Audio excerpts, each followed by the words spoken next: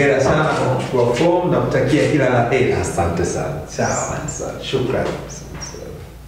Naitwa Mhandisi Constantino Victor Mtweve na leo niko hapa katika makao makuu ya chama CCM wilayani Ludewa. Nimekuja kutimiza haki yangu ya kikatiba katika chama chetu, na kama chama kitaridhia, basi nitakuwa mgombea wa kupeperusha bendera ya chama kwenye wilaya hii ya Ludewa, jimbo hili la Ludewa. Na kitu ambacho kimenisukuma zaidi ni hasa wamama, nafikiri wamesaulika, lakini vijana tuna uhofu fulani, vijana tuna vipaji vingi sana kwa jimbo hili, lakini kuna namna ambavyo tunahitaji, nafikiri vijana ambao wanaweza kutupeleka mbele. Kusema la ukweli ni hayo tu machache, lakini kama tutapata muda, basi dirisha likifunguliwa, basi tutapambana pamoja, tutaelezana mengi zaidi. Ludewa na madini, Ludewa ina vijana wenye ufahamu mkubwa, lakini na watu pia wenye ufahamu mkubwa, lakini pia na watu ambao basi wako kwenye level za kati, lakini wote hao inabidi wajumuishwe kufaidika na rasilimali ambazo zipo Ludewa.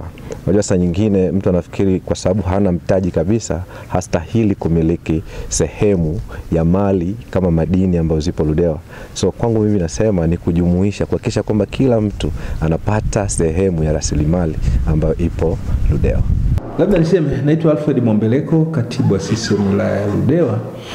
Mpaka leo kufika tumepata jumla ya wagombea 12, na katika hao 12 watatu ni wanawake na 9 ni wanaume.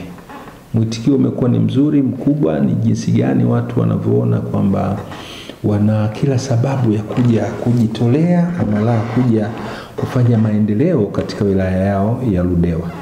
That's why unaona impact imekuwa kubwa, wamekuja wengi, na nimeambiwa bado kuna wengine hizi siku mbili zilizobaki wataweza kuja. Lakini kikubwa nafikiri taratibu, tamko la chama, maelekezo kwamba shamla zile mapikipiki nini, wagombea wote wamefuata vizuri. Mpaka sasa amani na utulivu katika kuchukua fomu ipo kwa kiwango kikubwa sana. La mwisho kabisa, chama kimekuwa kikionya vitendo vya rushwa. Nini unasisitiza, lakini hadi sasa kama ulivyosema mambo ni shwari, kwa waliosalia unahimiza nini na mchakato mpaka ukamilike kwenye eneo lako la utawala?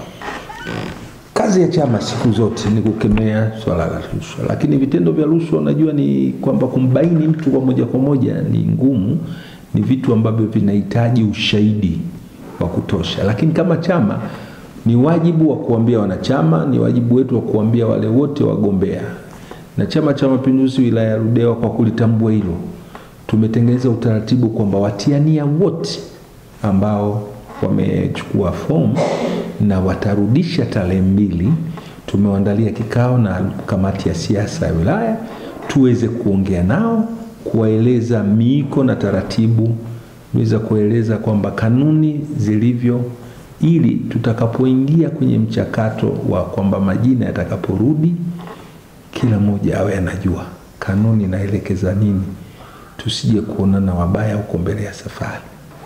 Mwamko mkubwa si demokrasia tu, lakini bado ni kwamba haki ya kikatiba ya mwanachama wa Chama cha Mapinduzi ni kuchagua na kuchaguliwa.